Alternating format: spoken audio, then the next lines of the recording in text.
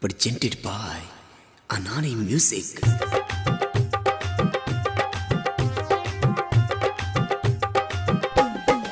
Recording by Anani Music, Sekhpura.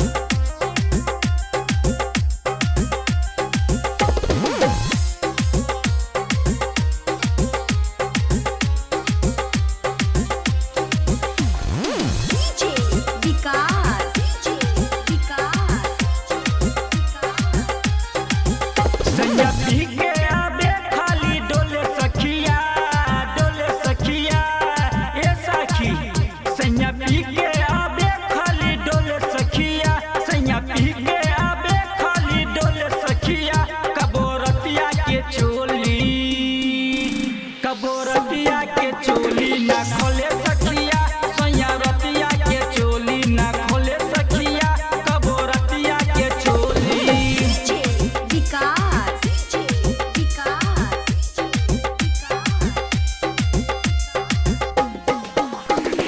मटिया चला सीतामढ़ी, मटिया चला सीतामढ़ी,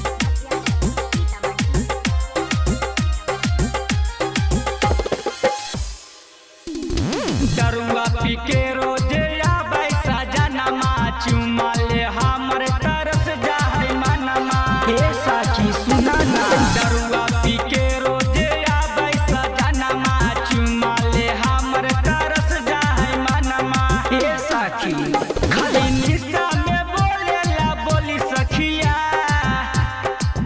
खाली निशा में बोलेला बोली सखिया, खाली निशा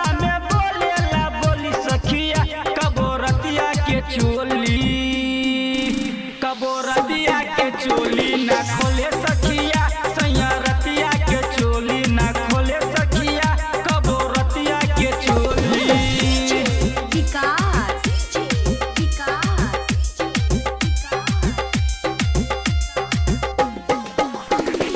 मटिया चला सीतामढ़ी, मटिया चला सीतामढ़ी,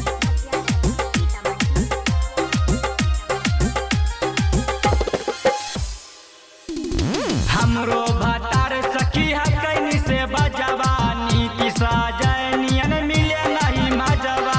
हे सखी सुना ना, हमरो भतार सखी है कैनी से बजवानी, किसा जैनियन मिले नहीं मजवा। हे सखी सैया दिन में छोड़ेला गोली सखिया, सैया दिन में छोड़ेला गोली सखिया, सैया दिन में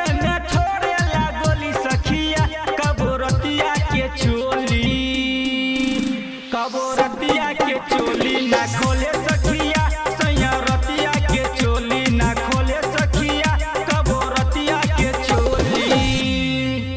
Recording by Anani Music, Sekhpura.